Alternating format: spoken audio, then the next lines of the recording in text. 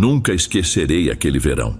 Minhas memórias da casa da vovó Zilda sempre foram calorosas, repletas de risos e do cheiro de pão recém-saído do forno. Mas dessa vez, algo no ar estava diferente. Embora eu não entendesse bem naquela época, uma parte de mim pressentia que algo estava prestes a acontecer. Chegamos ao vilarejo escondido nas montanhas de Durango no meio da tarde.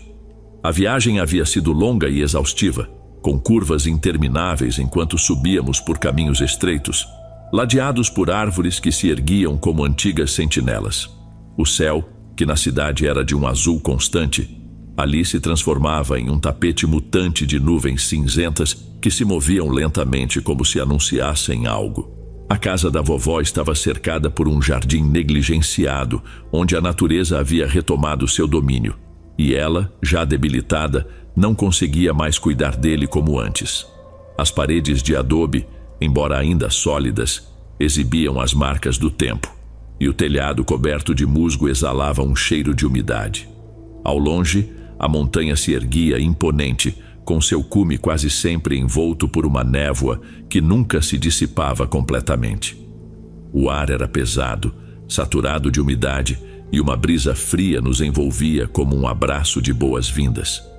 Sempre que íamos para lá, aquele frio nos fazia sentir verdadeiramente na montanha, na casa da vovó, ao mesmo tempo que nos lembrava o quanto estávamos distantes do calor de nossas casas na cidade. Os adultos quase sempre pareciam indiferentes àquela atmosfera.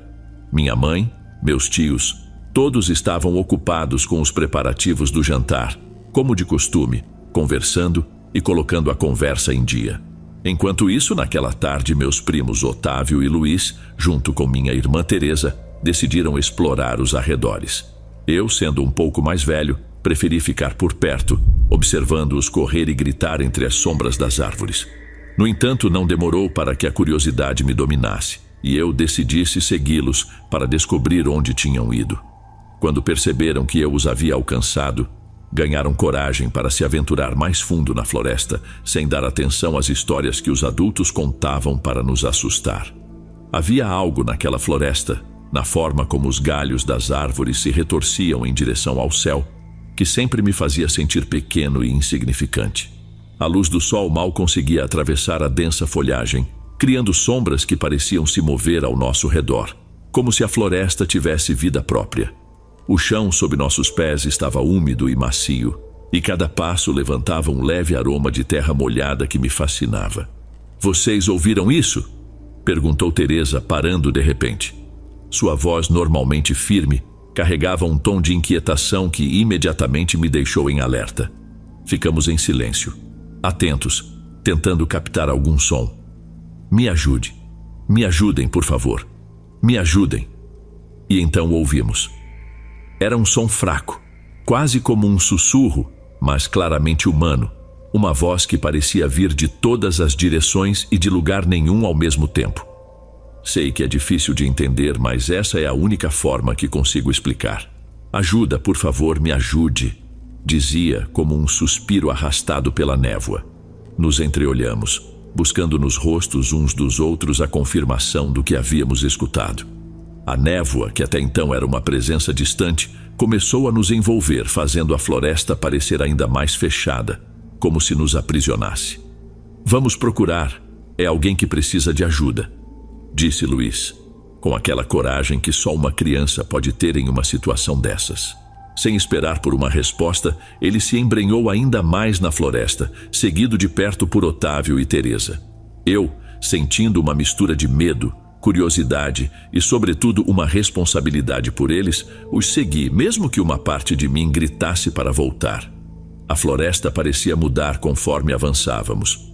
As árvores, antes fortes e cheias de vida, agora pareciam murchas, com troncos cobertos de musgo escuro e galhos retorcidos, parecendo mãos esqueléticas que se estendiam em nossa direção.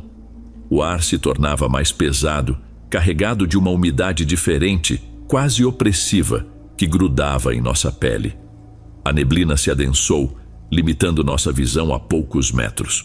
O solo sob nossos pés ficava cada vez mais macio, como se a floresta tentasse nos engolir. Finalmente, chegamos a uma clareira. No centro dela, Havia uma árvore que se destacava de todas as outras. Seu tronco era grosso e retorcido, como se tivesse suportado séculos de tormento. Mas o que nos fez parar foi o que vimos junto a ela. Amarrada à árvore com uma corda velha, estava uma mulher. Sua pele pálida e quase translúcida parecia se fundir com a casca, como se a árvore estivesse lentamente a absorvendo. Seus olhos nos fitavam com uma mistura de desespero e esperança. "Por favor, me ajudem", sussurrou a mulher, como se cada palavra lhe custasse um esforço imenso. Ela estendeu uma mão em nossa direção, uma mão fina, esquelética, com unhas longas e negras. Meus primos e minha irmã recuaram, tomados pelo medo, e eu senti um nó se formar em meu estômago. "Quem é você?", perguntou Teresa com a voz trêmula, tentando manter a compostura. "Não me deixem assim", sussurrou a mulher, fechando os olhos como se estivesse à beira da inconsciência. A cena era tão surreal que uma parte de mim queria acreditar que era apenas uma alucinação, uma ilusão criada pela neblina e pelo cansaço. Mas algo dentro de mim, uma intuição primitiva, me dizia que o que estávamos presenciando era real. Não sei quanto tempo ficamos ali, olhando para a mulher sem saber como agir. O medo nos paralisava, e embora soubéssemos que deveríamos fazer algo, nenhuma parte de nós se atrevia a se aproximar. Foi Luiz quem finalmente deu o primeiro passo para trás. "Não podemos. Precisamos avisar os outros meus pais, minha avó", disse ele, com a voz tremendo de terror. Assenti, incapaz de dizer qualquer coisa. Nós 4 demos meia volta e começamos a correr, tropeçando na vegetação rasteira, sentindo os galhos e raízes como se tentassem nos segurar. A neblina nos envolvia cada vez mais, e o eco da voz da mulher ressoava em minha mente a cada passo. Sentia-me culpado por deixá-la ali, por não ter feito nada para ajudá-la. Chegamos à casa ofegantes, com o medo estampado em nossos rostos. Os adultos nos olharam surpresos, e quando começamos a contar o que havíamos visto, suas expressões mudaram de incredulidade para preocupação. Mas foi a vovó Zilda quem realmente compreendeu a gravidade da situação. Seu rosto, normalmente calmo e sereno, escureceu, e seus olhos adquiriram uma intensidade que eu nunca havia visto antes. "Levem-me até lá, quero ver", disse ela com uma voz firme, quase autoritária, muito diferente do tom que costumava usar conosco. Embora estivesse muito fraca e precisasse de ajuda para caminhar, nenhum de nós ousou contrariá-la. O caminho de volta à clareira foi silencioso. A neblina parecia mais espessa, como se a própria floresta quisesse ocultar o que havíamos visto. Quando chegamos, meus pais e tios começaram a procurar desesperadamente pela mulher que descrevemos, mas não havia sinal dela. Tudo o que encontramos foi aquela árvore escura e retorcida. A vovó se aproximou lentamente e, sem dizer uma palavra, começou a rezar. Suas palavras, num sussurro quase inaudível, flutuavam no ar, e o vento, que até então estava parado, começou a soprar suavemente como se respondesse às suas preces. Nós, as crianças, ficamos observando em silêncio, cientes, sem que ninguém nos dissesse, de que algo importante estava acontecendo. Depois de alguns minutos, a vovó se virou para nós com uma expressão que misturava tristeza e certa resignação.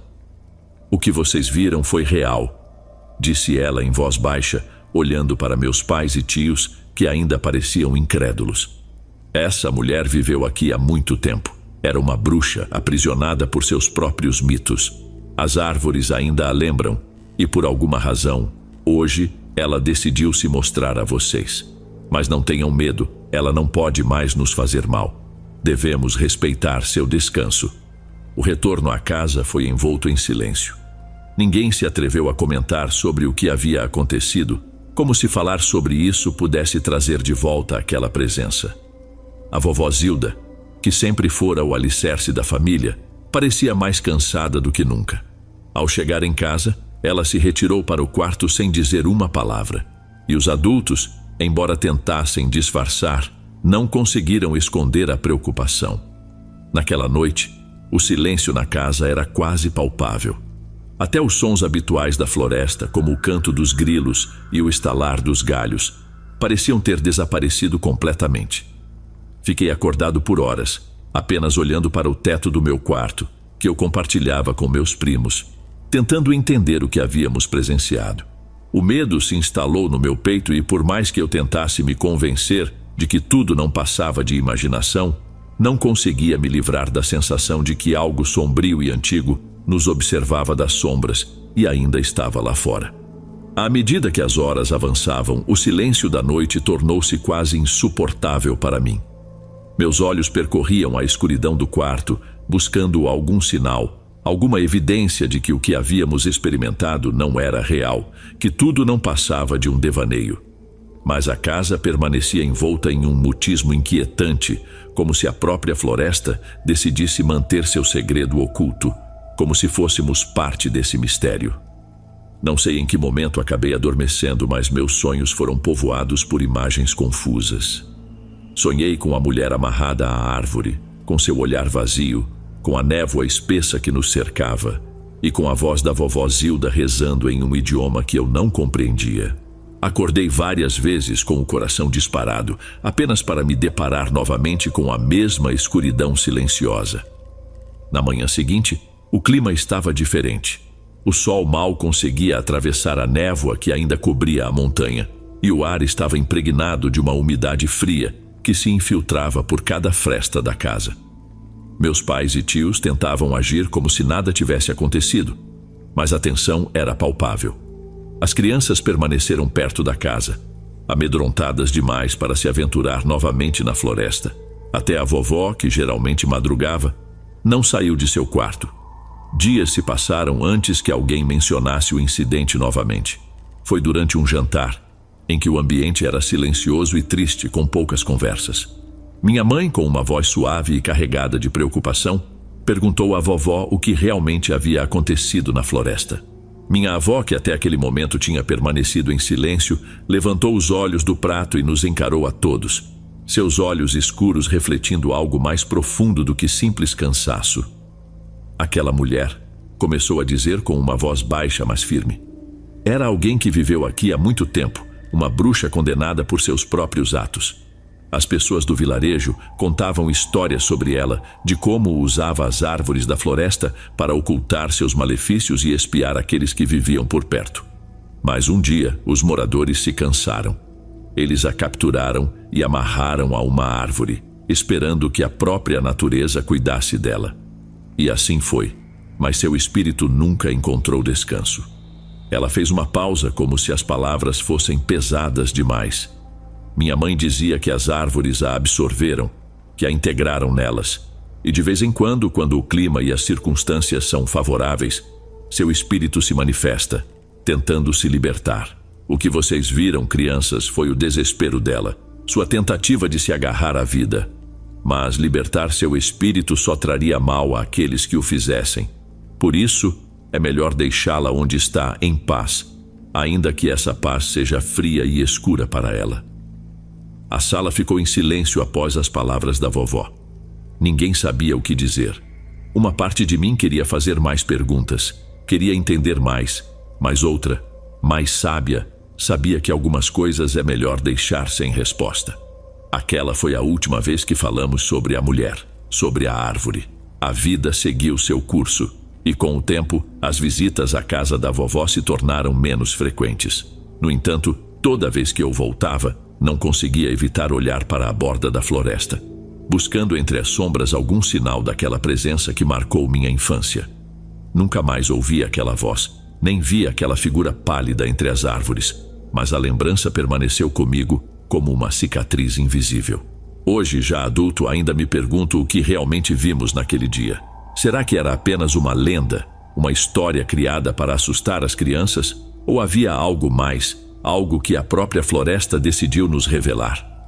Nunca saberei ao certo, mas uma coisa é certa. Aquele verão mudou a forma como eu via o mundo. E aprendi que há forças na natureza que é melhor deixar em paz, nunca tentar desvendar. E embora nunca mais tenha ouvido aquela voz, toda vez que sinto uma brisa fria ou vejo a neblina descendo sobre as montanhas, mesmo estando a milhares de quilômetros de distância, em outra parte do mundo, não posso evitar lembrar da mulher na árvore, presa para sempre entre este mundo e o próximo, esperando por uma libertação que nunca chegará.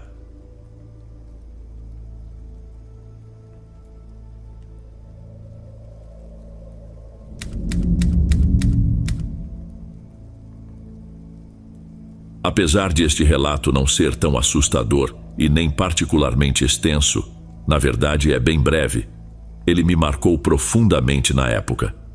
Em 2021, eu tive uma cachorrinha muito adorável, que me cativou desde o momento em que entrou na minha vida. Naquele período, eu enfrentava tempos difíceis. Com apenas 13 anos e no meio de uma pandemia que me isolava de tudo, assim como muitos outros, eu me sentia extremamente e incrivelmente sozinho. Mas ela foi minha salvação. A cachorrinha era cheia de energia e alegria, mas para não me prolongar demais e evitar reviver sentimentos dolorosos, ela faleceu no mesmo ano, cerca de 8 meses após ter chegado à minha vida. Quando ela se foi, senti como se meu mundo tivesse desabado.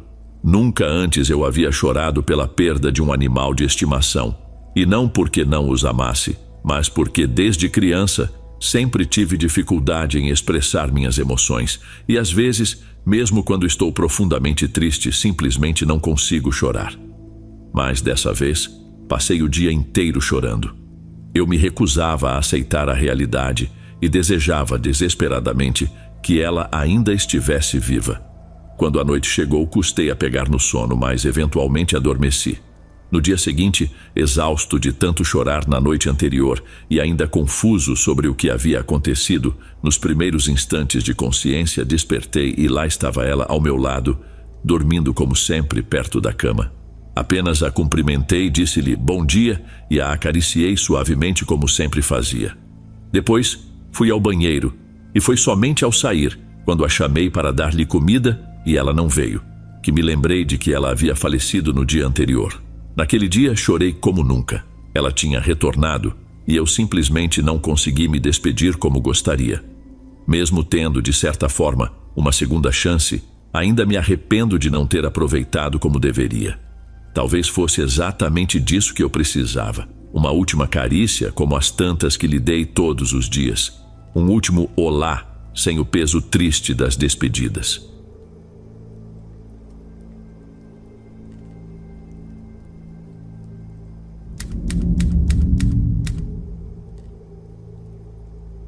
Meu nome é Gabriela, sou natural de uma cidade petrolífera localizada no estado de Veracruz. As duas histórias que vou compartilhar podem não estar conectadas cronologicamente, mas para mim elas se entrelaçam devido à aparição que testemunhei quando tinha apenas 4 anos, no já distante ano de 2005. Naquele dia, eu estava brincando de casinha com minha sobrinha Teresa, que carinhosamente chamávamos de Teresita. Ela era 1 ano mais velha que eu. Apesar da minha tenra idade, o medo que essa experiência me causou foi tão intenso que ainda consigo recordar cada detalhe com grande nitidez. Estávamos brincando com pedras e gravetos, como as crianças faziam antigamente. Em determinado momento, minha sobrinha olhou para a rua e viu algo que a aterrorizou. Assustada, correu para junto de mim e disse: "Gabriela, corre!" As duas nos refugiamos em um pequeno banheiro de fossa que havia ali perto. Através de uma fresta na velha porta de madeira, avistamos entre as roupas estendidas uma mulher. Uma mulher de pele incrivelmente pálida, com cabelos longos que pareciam chegar até os joelhos. Ela vestia um vestido branco, muito, muito longo, que ocultava completamente seus pés. Minha sobrinha e eu a observávamos intensamente, e num dado momento, quando recuperei o fôlego, perguntei: "Quem é essa mulher, Tere? Você a conhece?" Teresita me respondeu: "Ela vem me buscar, mas eu consegui escapar. E se eu tivesse te deixado lá, ela teria levado você." Naquele instante, eu não compreendi o que ela queria dizer, mas logo, muito antes do que imaginava, eu descobriria. Voltamos a espiar pela fresta, e agora a mulher estava bem perto do banheiro, muito próxima de nós, nos encarando diretamente. Tudo o que consigo lembrar é que seu rosto era tão pálido quanto papel. Seu olhar era penetrante, sereno, mas ao mesmo tempo incrivelmente intenso, e havia uma mecha de cabelo parcialmente cobrindo seu rosto. Foi então que percebi algo ainda mais assustador. Aquela mulher não estava tocando o chão. De tanto medo ao vê-la flutuar, quase perdi o controle e me molhei. Comecei a rezar, mas só sabia o Pai Nosso em inglês e a Ave Maria em latim, porque minha escola era de religiosas e era assim que nos ensinavam a rezar. Rezei com toda a fé que uma criança podia ter. Quando abri os olhos e olhei novamente, não havia mais ninguém ali. Minha sobrinha e eu saímos e fomos brincar perto dos adultos, tentando esquecer o que acabara de acontecer. No entanto, não demorou muito, realmente não passou muito tempo depois disso, e minha sobrinha faleceu de cardiomegalia, com apenas 5 anos. Eu só soube da causa da sua morte algum tempo depois. Agora, vamos avançar para o presente. Isso aconteceu há apenas alguns meses, em uma noite em que o calor estava insuportável. Minha mãe e eu tínhamos o costume de sair para regar as plantas à noite, para refrescar a terra e evitar que secassem. Lembro que eram cerca de 23h30, pois meu celular tocou um alarme nesse horário. Saí para o jardim e mesmo que estivesse fazendo 30 graus, de repente a temperatura despencou. Um frio que parecia penetrar até os ossos. Olhei para a casa da minha vizinha em frente e lá estava ela parada, olhando para a casa da vizinha. Era a mesma mulher pálida. Eu estava prestes a chamá-la, a perguntar o que ela queria, achando que se tratava apenas de uma pessoa observando a rua, mas me distrai por um segundo ao colocar a mangueira em uma árvore, e quando voltei a olhar para frente, ela já estava 4 casas adiante. Até hoje, não consigo entender como, em um piscar de olhos, ela percorreu 35 metros sem emitir nenhum som. Fiquei ali, observando-a com atenção, enquanto ela estava sob a luz de um poste, e percebi que ela não tinha pés. Corri para dentro de casa, e minha mãe passou óleo exorcizado em mim. Pouco tempo depois dessa aparição, minha vizinha adoeceu gravemente, e embora sua saúde tenha piorado muito, parecendo estar cada vez mais debilitada, ela ainda não faleceu, continua lutando.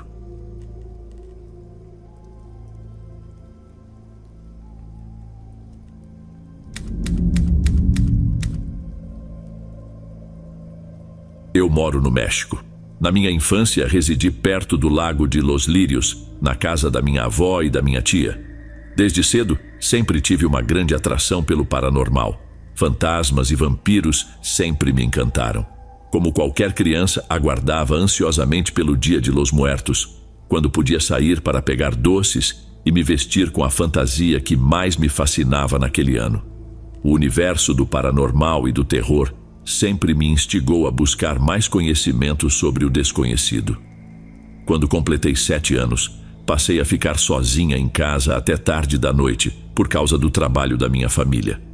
Foi então que comecei a perceber que, ao anoitecer, o frio se tornava mais intenso do que o habitual, e minha pele se arrepiava.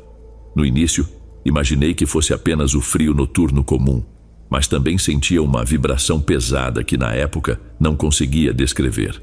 Hoje, eu descreveria como uma aura sombria. Alguns a chamam de energia de baixo astral. Com o tempo comecei a notar que no espaço entre um quarto e outro, onde o corredor terminava, essa aura sombria se concentrava ainda mais. Havia um espelho no corredor, e ao lado dele, alguns candelabros com velas que nunca eram acesas, apenas decorativas. De repente o espelho começou a me assustar. Detestava passar por ele, pois minha pele se arrepiava. Logo percebi que de relance via uma névoa movendo-se de um quarto para outro. Com o passar do tempo, essa névoa negra se tornou cada vez mais visível, aparecendo sempre a partir das 6 da tarde ou ao escurecer, até que um dia ela se revelou por completo. Era uma sombra negra e alta, que ocupava o espaço do chão ao teto, cerca de 2 metros de altura, e o espelho ficava exatamente onde estaria o seu estômago. Suas mãos formavam uma espécie de triângulo que ficava bem no centro do espelho. Quando finalmente a vi tomar forma, corri para o pátio, mas fui surpreendida por uma risada baixa e assustadora atrás de mim. Era impossível descrever, mas era carregada de malícia. A figura estava parada diante do espelho me encarando. Seus olhos vermelhos brilhavam sob o capuz de um hábito de monge. Naquele instante, o terror tomou conta de mim. Minha mente não conseguia processar se aquilo era real ou apenas uma criação da minha imaginação. Eu queria gritar, mas não conseguia emitir nenhum som. Era como se o ar tivesse desaparecido dos meus pulmões. Aquela entidade apenas zombava de mim. De alguma forma, consegui virar o rosto para não continuar olhando. Quando olhei novamente, a figura havia sumido. Pensei que tudo tinha acabado, que era apenas fruto da minha imaginação. Quanta ingenuidade! Jamais imaginei que aquela presença me perseguiria pelo resto da vida.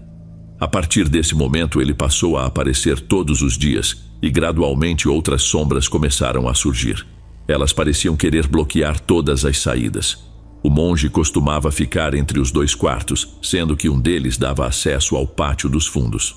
Logo depois, apareceu uma figura corpulenta que se posicionava na porta do pátio de serviço, e na entrada da casa surgia a sombra de um cachorro. Eu tinha apenas 7 anos e aguardava ansiosamente pelas 5h55 para correr até o pátio. Mas as coisas mudaram quando as outras sombras começaram a aparecer em qualquer horário e eu precisava estar sempre pronta para fugir. Felizmente, eu tinha uma casinha de bonecas que adorava, pois era o meu refúgio, onde eu esperava pela minha tia, que era como uma mãe para mim. Assim que ela chegava, eu me sentia segura novamente e a aura pesada dentro de casa se dissipava. Só a sentia em frente ao espelho. O tempo foi passando até que, em um dia frio e chuvoso, minha tia chegou e me encontrou tremendo de frio na minha casinha de bonecas. Quando ela me viu, perguntou por que eu não tinha entrado em casa para me aquecer e naquele momento eu desabei em lágrimas, contando tudo o que vinha acontecendo nos últimos meses. Sua expressão era uma mistura de surpresa e raiva. E ela disse: "Ah, mas veja só, menina. Não vou mais deixar você assistir a essas coisas de terror que tanto gosta. Olha só como você está apavorada." Pensei comigo mesma. Claro, como ela poderia acreditar? Certamente vai pensar que tudo isso não passa de uma invenção da minha mente, algo influenciado pelas lendas e programas de terror que sempre adorei. No fim de semana, ouvi minha mãe perguntar à minha avó: "Mãe, você contou à menina algo sobre o monge que aparecia para minha irmã?" Minha avó, visivelmente assustada, fez o sinal da cruz e respondeu: "Claro que não. Como pode pensar isso? Aconteceu alguma coisa com a menina?" Naquele momento, o terror tomou conta de mim. Eu sabia que não estava enlouquecendo. Sabia que elas não acreditavam que tudo era fruto da minha imaginação. Elas sabiam que ele existia. Lembro que estava prestes a fazer minha primeira comunhão e me apeguei a Deus, a Bíblia e as orações, embora sempre sentisse que Deus não me ouvia nem me protegia. Por um tempo, o monge desapareceu. Não o vi mais e cheguei a acreditar que tinha me livrado daquele espectro maldito. Mas como eu fui ingênua. Anos se passaram antes que eu voltasse a reviver aquele pesadelo. Aos 15 anos, como qualquer adolescente com acesso à internet, comecei a me interessar pelo oculto. O paranormal sempre foi o meu tema favorito. Aprofundei-me no ocultismo, na magia e nas diferentes práticas de adivinhação, descobrindo o vínculo especial que eu tinha com o que na época chamava de universo. Descobri a religião panteísta, mais conhecida como Wicca, e mergulhei em seu lado filosófico, chegando até o satanismo. Aprendi muito na teoria, mas nunca coloquei em prática, pois minha tia e minha avó haviam se tornado cristãs e ficariam chocadas. Foi então que tudo recomeçou, mas desta vez foi ainda mais aterrorizante do que antes. Primeiro, os pesadelos voltaram, onde o monge aparecia zombando de mim com aquela risada sinistra de sempre. Eu acordava encharcada de suor, apavorada por ter visto novamente aqueles olhos vermelhos, por ter ouvido aquela risada maligna e por lembrar daquele maldito espelho. Uma noite sonhei que aquela coisa invadia a casa, deslizando seus dedos azuis, podres e repugnantes pelos móveis. Na sala de jantar havia uma vitrine de madeira com prateleiras de vidro e fundo espelhado. Como em muitas casas mexicanas, as prateleiras estavam repletas de copos de 15 anos, cristais, lembrancinhas de festas, velas e outros objetos. Quando aquela criatura passava os dedos pela vitrine, ouvi um estalo forte, como se algo tivesse se quebrado. O som era tão alto que eu não sabia se fazia parte do sonho ou se realmente estava acontecendo, até que ouvi minha avó se levantar apressada, perguntando o que havia acontecido. Minha tia também pulou da cama. Então acordei, saltei da cama, tomada pelo medo, esperando que aquela coisa não tivesse assustado ou, pior, machucado as duas. Quando saí do quarto, elas gritaram: "Não se mexa!", o que me deixou ainda mais apavorada. Mas então vi que o espelho estava quebrado, e todos os itens na vitrine também. Os copos, as taças, tudo, inclusive as prateleiras. Elas não conseguiam entender o que havia causado aquele estrago repentino. Eu sabia, mas era óbvio que não acreditariam em mim. A partir daí, as coisas só pioraram. Eu já não conseguia dormir e, algum tempo depois, comecei a sentir cãibras nos dedos dos pés. Era como se meus pés estivessem se contraindo, se dobrando para dentro, e eu não conseguia controlá-los. Depois, essas cãibras subiram pelas minhas pernas. E assim o tempo passou, e as cãibras foram subindo, até atingirem minhas mãos, meus braços, até que um dia, finalmente, perdi a consciência. Quando acordei, percebi que minha tia e minha avó estavam visivelmente aterrorizadas. Elas hesitavam em se aproximar, até que, assustada, perguntei o que estava acontecendo.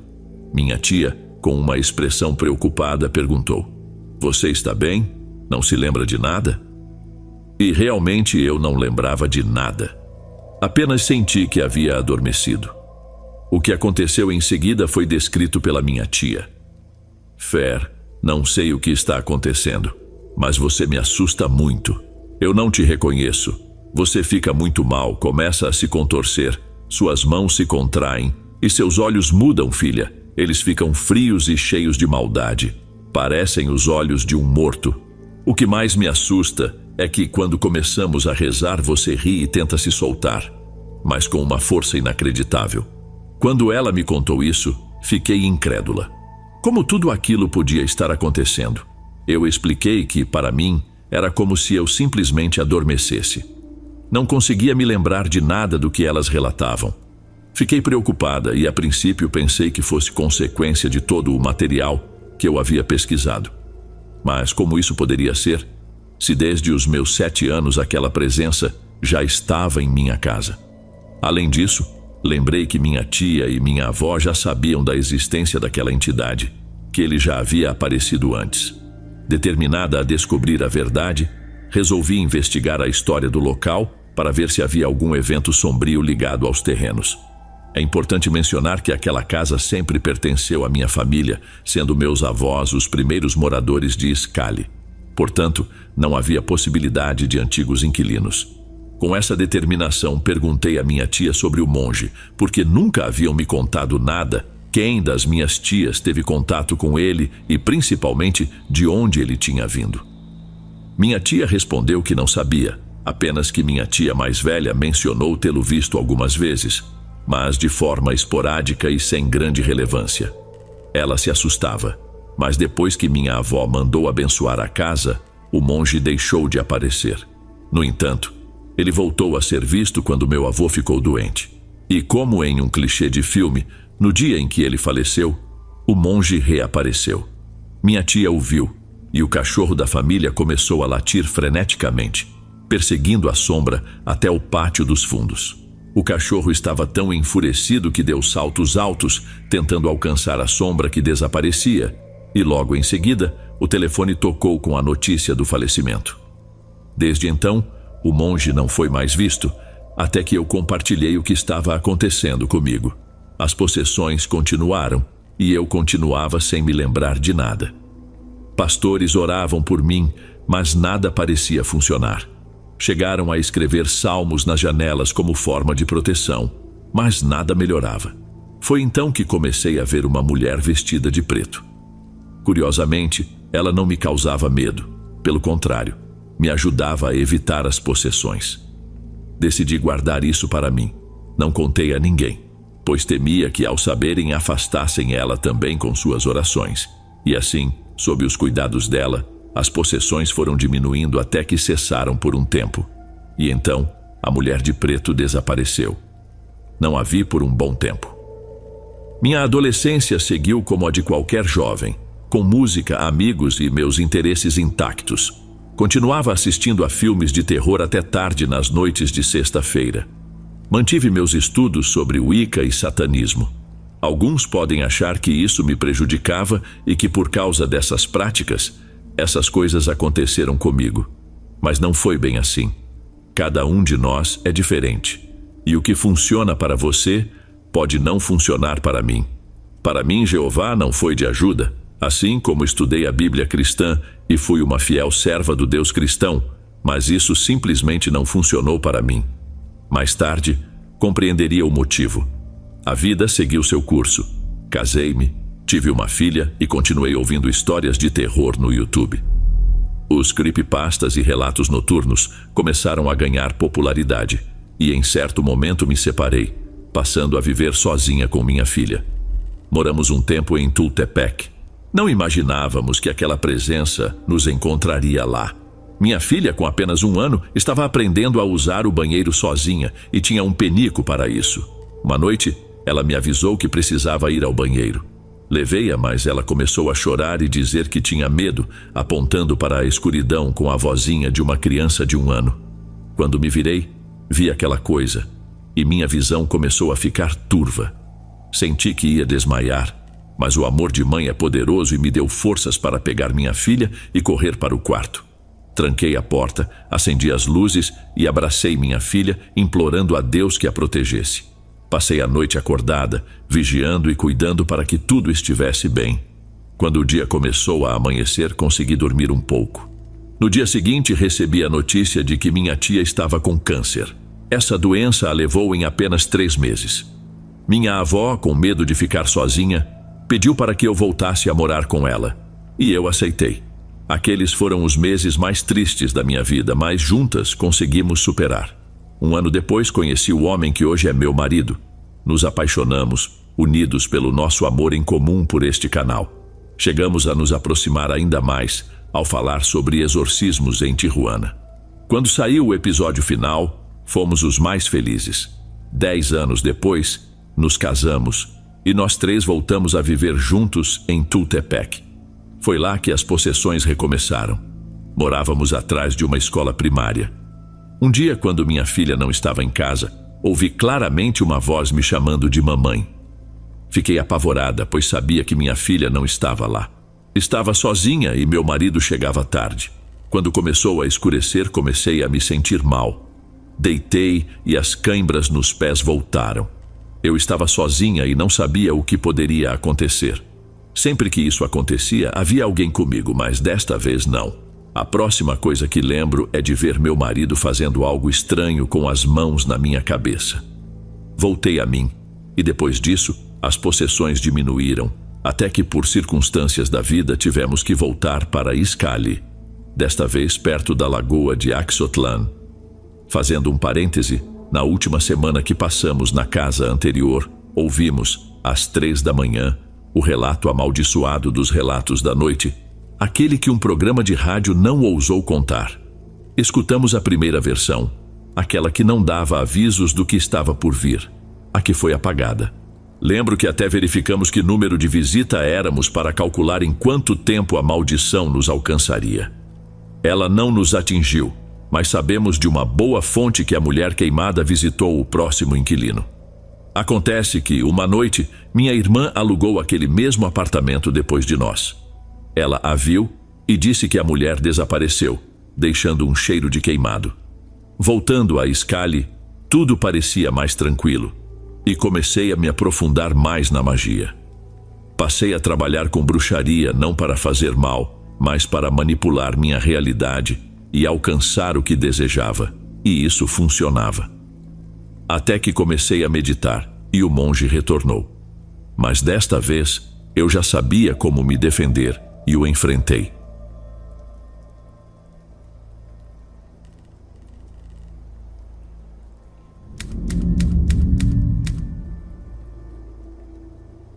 Provavelmente foi em 2006 quando tive essa visão pela primeira vez. Eu tinha apenas 4 anos e estava no 2º andar da minha casa, a caminho do meu quarto, quando algo imenso emergiu de lá.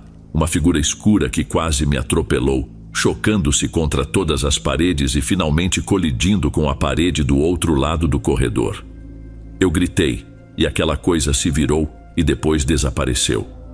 A luz estava apagada, então quando minha mãe correu para ver o que tinha acontecido, ela disse que era apenas minha imaginação, que naquela casa não havia fantasmas, que eles simplesmente não existiam. Ela nunca acreditou no que eu disse ter acontecido. Assim, quando cerca de 2 anos depois ouvi novamente essa aparição, ela afirmou que provavelmente era apenas um sonho, uma lembrança traumática daquela visão que eu acreditava ter tido 2 anos antes. Embora desta vez eu não tenha visto nada, o que ouvi foi muito claro. Os ruídos das pancadas nas paredes, os impactos contra a parede do fundo.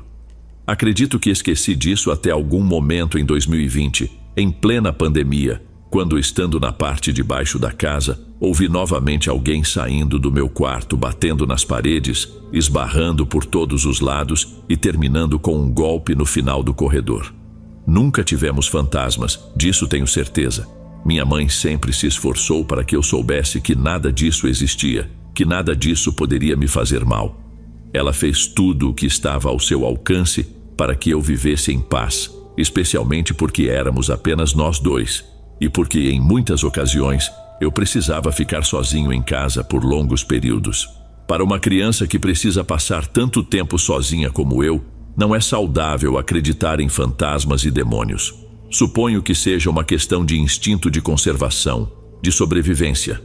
Nossa casa sempre teve uma energia tranquila, muito amor.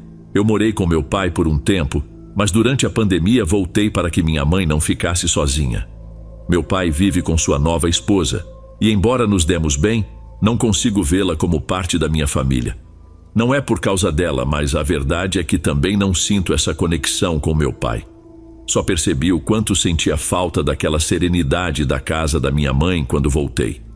Acordar com os sons dela na cozinha, preparando o café da manhã às 6 da manhã, chegar em casa e ouvir o murmúrio da TV com as notícias na sala, e a forma meticulosa como ela arrumava minhas coisas na escrivaninha que compartilhávamos, para garantir que tudo estivesse sempre em seu devido lugar.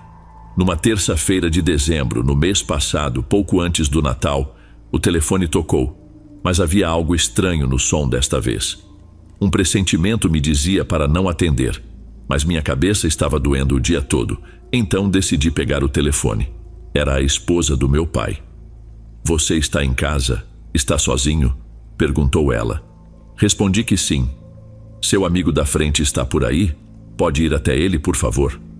Espiei pela janela, mas meu amigo não estava lá. Eu disse que não e perguntei o que estava acontecendo. "Ok, preciso que você se sente. Sua mãe sofreu um acidente. Seu pai foi ao hospital. Sua mãe faleceu. Eu vou te buscar em meia hora. Vou passar por você." Depois que ela parou de falar, não me lembro do que aconteceu com o telefone até encontrá-lo quebrado algum tempo depois. Acho que o joguei na parede. Eu sentia como se nada fosse real. Uma tontura me invadia, quase me fazendo desmaiar. Saí para o corredor e tentei me dirigir às escadas, mas minhas pernas fraquejavam. Fechei os olhos e com passos determinados avancei, desejando destruir tudo ao meu redor. No final do corredor, bati contra a parede. A única coisa que consegui fazer foi golpeá-la com força, machucando meus punhos na tentativa de sentir algo que não fosse aquela tristeza profunda. Mas então alguém gritou. Uma criança gritou atrás de mim no corredor. Reconheci aquela voz. Naquele instante, me reconheci. Virei-me e vi uma figura, a minha, suponho, um garoto correndo em direção ao quarto de sua mãe. Naquele momento compreendi tudo o que havia acontecido, e mesmo com o coração em pedaços, senti uma certa alegria por aquele menino, o que eu acabara de ver, porque sabia que eu, naquele instante, em outro tempo, mas naquele instante, estava abraçando minha mãe.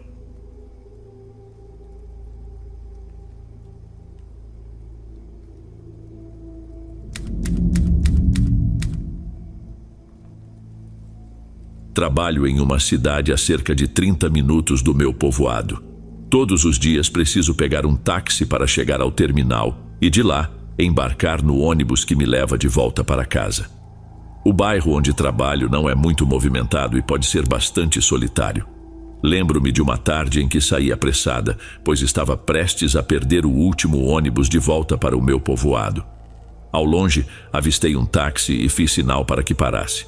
Havia um homem no banco de trás, o que não é incomum, já que aqui é comum compartilhar viagens. A motorista era uma senhora, que parou um pouco à frente de onde eu estava. Verifiquei a hora no meu celular enquanto me aproximava do táxi e percebi que tinha pouco tempo para chegar à estação de ônibus. Rezei para que o passageiro estivesse indo na mesma direção. Quando cheguei à janela da motorista, ela baixou o vidro e perguntei qual era o destino da viagem. Ela me olhou de forma confusa e naquele instante olhei para o banco de trás e vi que estava vazio. Um pouco desconcertada, entrei no táxi. Já a caminho da estação, ainda incomodada, resolvi falar sobre o que tinha acabado de ver. Relutei se deveria ou não contar, mas no fim, acabei falando.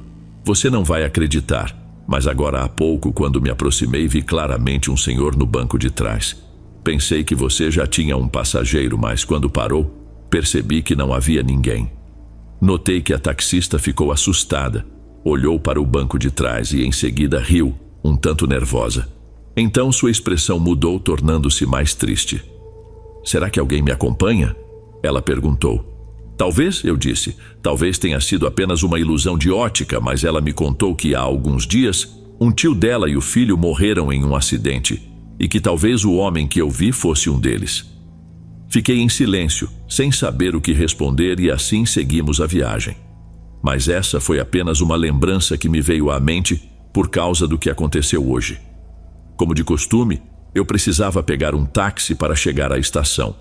Fiquei alguns minutos na esquina esperando por um, até que avistei ao longe um carro com um passageiro no banco da frente.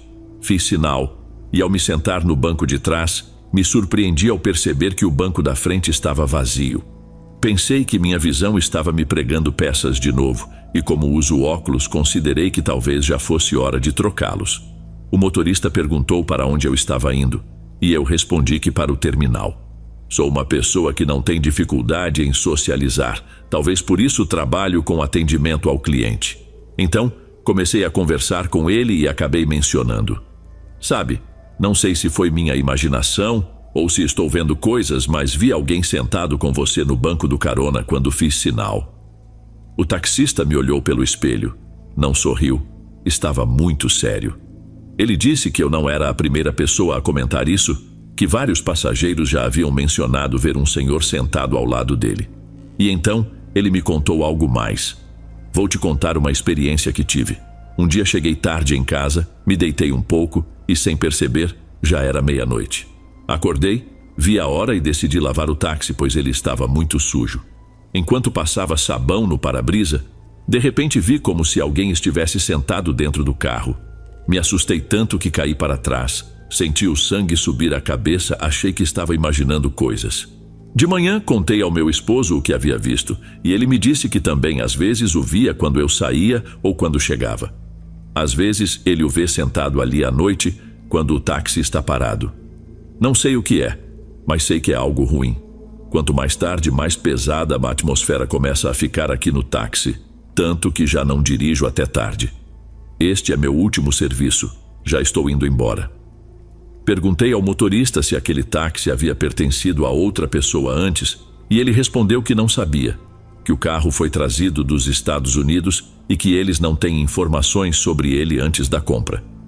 Talvez seja algo desse tipo, comentou ele, que alguém morreu ali e seu espírito permanece preso ao carro, aparecendo de vez em quando. Esse é o meu relato, amigos.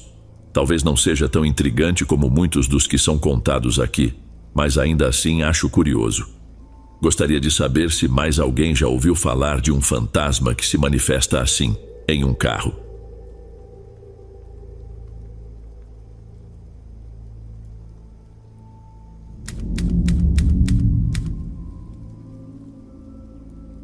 Vou compartilhar com vocês algo que começou quando perdi meu irmão. Eu tinha 10 anos e minha irmã mais nova, apenas 8. Para nós dois, foi profundamente doloroso perder nosso irmão mais velho, que sempre cuidava de nós, nos protegia e, na verdade, passava mais tempo em casa do que nossos pais cuidando de nós. Um acidente com seus amigos ao sair de uma festa o tirou de nossas vidas. Um acidente que pareceu absurdo, já que a caminhonete em que estavam caiu de ré de um estacionamento de apenas um andar. Todos os amigos saíram apenas com alguns arranhões, exceto ele. A sorte, ou o destino, nos tirou ele. Para tentar nos ajudar a superar a perda, nossos pais começaram a nos levar para conviver mais com o resto da família, incluindo primos com quem até então não tínhamos tido muito contato. Assim, passamos a nos aproximar de nossos primos cristãos, que nossos pais haviam se distanciado por aquele pequeno rancor que às vezes surge quando alguém muda de religião, mesmo que seja para melhor, mesmo que as pessoas estejam mais felizes. Eles eram uma família grande com 6 filhos e sempre pareciam estar alegres. Naquela época, a verdade é que o amor que eles transmitiam nos ajudou muito, tanto que nossos pais até nos permitiram ir com eles a alguns cultos na igreja. Lá, encontramos muita paz, mas a dor não desapareceu. O que chegou foi a força para suportá-la.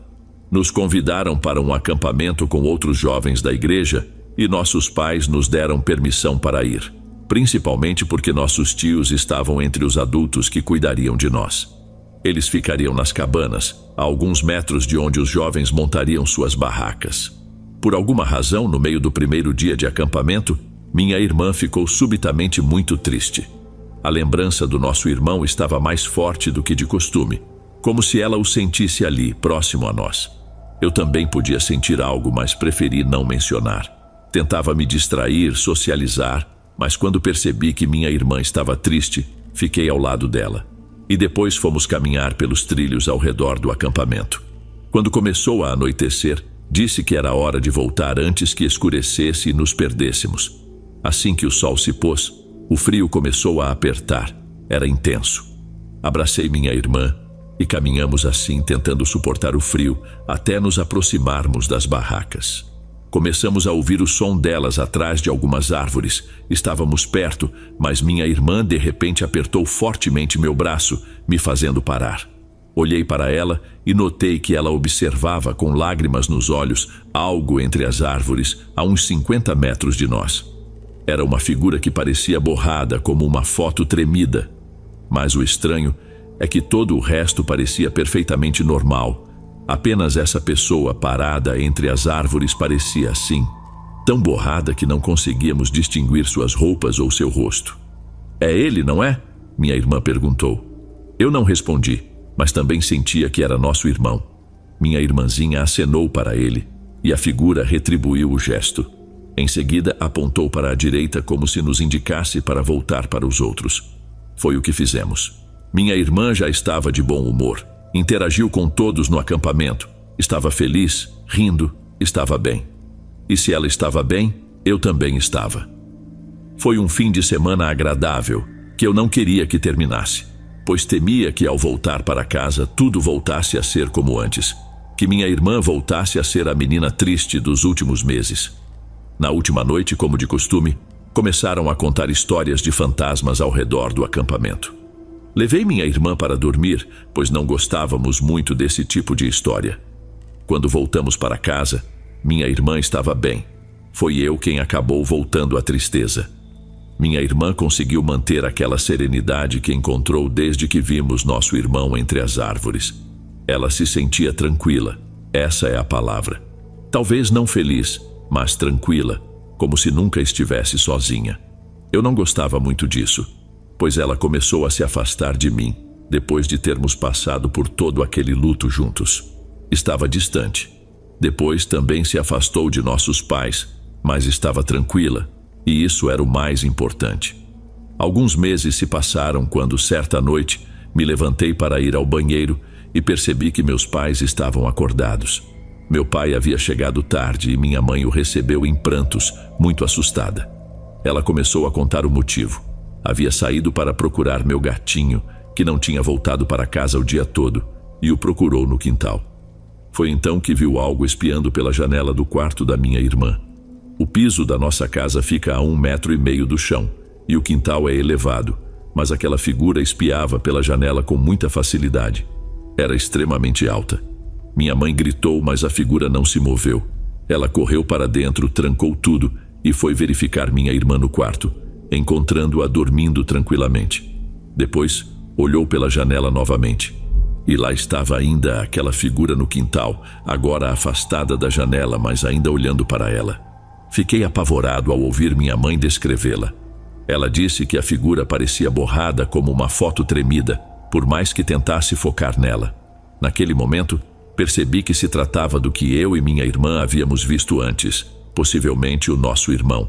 Mas, de repente, me dei conta do perigo que era acreditar que essa silhueta que víamos era realmente ele. E se fosse algo maligno?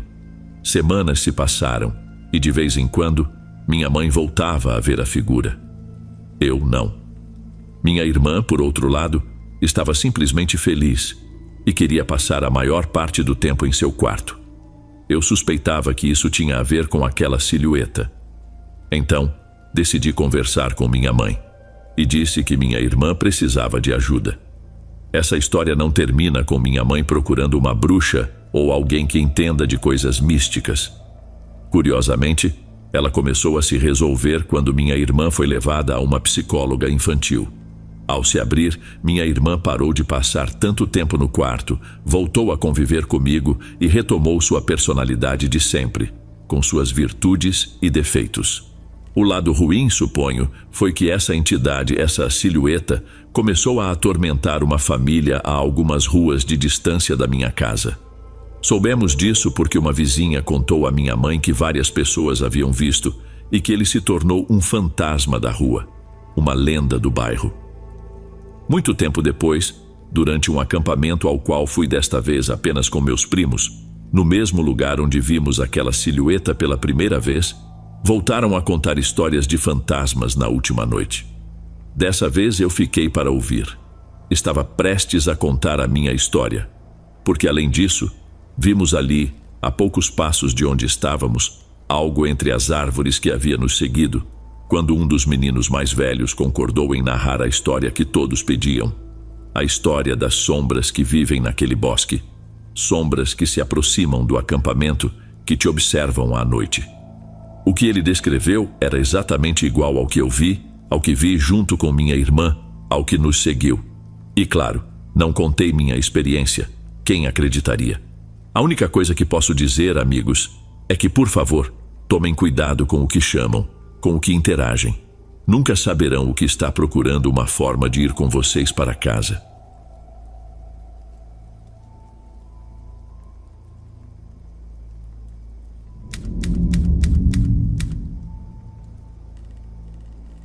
Era uma noite bastante comum para mim.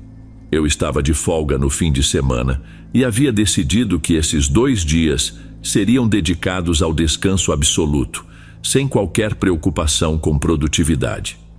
Havia lanches e bebidas ao alcance, dispostos na mesa ao lado do sofá, enquanto eu assistia a um filme despretensioso, apenas para passar o tempo. Lá fora, a chuva caía intensamente, e a tempestade estava muito mais feroz do que o habitual por aqui. Os trovões eram ensurdecedores, como se os relâmpagos estivessem atingindo o chão a menos de 1 quilômetro de distância. Normalmente, o clima chuvoso me traz uma sensação de conforto, mas aquela noite estava um pouco além do que eu consideraria aconchegante. O que definitivamente não era nada tranquilizador foi o som repentino de algo batendo na porta da frente. Foi um único impacto, o que me fez pensar que o vento poderia ter arremessado algum objeto contra ela. Levantei-me e fui verificar, abrindo a porta e sendo imediatamente atingido pela força da tempestade lá fora. A chuva e o vento lá fora eram intensos, mas não havia nada que pudesse ter batido na minha porta. Confuso, dei alguns passos para fora, tentando encontrar qualquer coisa próxima à minha varanda que explicasse o som. Não encontrei respostas. Apenas me molhei ainda mais na chuva antes de voltar para dentro. Seja o que fosse, parecia ter desaparecido. Minha camisa estava encharcada, então, sem pensar muito, subi direto para o andar de cima, vesti uma camisa seca e me enxuguei com uma toalha. Enquanto eu ainda estava no andar de cima, um novo estrondo ecoou pela casa, vindo da porta da frente. Parei imediatamente, o medo começando a tomar conta. Esperei por alguns segundos tentando recuperar a calma e então me dirigi às escadas. Olhei por cima do corrimão e vi algo que fez meu coração disparar. A porta da frente estava aberta, a chuva batendo forte e molhando tudo ao redor. Corri para fechá-la, mas a maçaneta estava danificada. Ainda sem entender o que tinha acontecido, pensei que talvez fosse um tornado, mas logo percebi que a realidade era muito pior. No chão, dentro da entrada, uma poça de água havia se formado, e nela, várias pegadas estavam espalhadas, seguindo em direção ao corredor. Com a porta mal encaixada na moldura, deixei-a como estava e comecei a seguir o rastro de lama e água. Não sei porquê, mas de algum modo senti como se estivesse preso ali com quem quer que estivesse dentro da minha casa. Agora, percebo que deveria ter fugido imediatamente, mas naquele momento, o medo e a adrenalina me fizeram agir de maneira incomum. Quando virei a esquina em direção à sala de estar, vi um par de botas velhas e encharcadas jogadas no chão, e as pegadas que eu estava seguindo terminavam ali. Levantei o olhar. As luzes estavam apagadas naquela parte da casa, restando apenas um pequeno sofá e uma poltrona. Sabia que ele, ou ela, estava escondido atrás de um desses móveis. Foi só então, ao encarar o quarto completamente escuro, a poucos passos de uma pessoa desconhecida, que percebi que precisava sair dali o mais rápido possível. Peguei meu telefone no sofá da sala e corri para fora, debaixo da tempestade, encontrando abrigo embaixo de uma árvore enquanto ligava para o 911. Demorou alguns minutos, mas eventualmente os policiais chegaram. 4 deles entraram na minha casa e pouco depois saíram arrastando um homem pela chuva e o colocando no carro de patrulha. Ele parecia insano. Não consigo descrevê-lo de outra forma. Seu cabelo era comprido e seus olhos fundos. O que é ainda mais perturbador é que, após o trancarem no carro, voltei para dentro com um dos policiais. Eles me disseram que o encontraram escondido embaixo do sofá. Então, durante todo o tempo que eu olhava para o quarto escuro, ele provavelmente estava me observando de volta. O mais assustador é que encontramos uma marreta atrás do sofá onde ele estava escondido. Obviamente, ele a usou para arrombar a casa. Mas o que mais ele planejava fazer com ela é um mistério. Espero sinceramente que ele fique preso por muito tempo. Caso contrário, provavelmente viverei paranoico pelo resto da minha vida.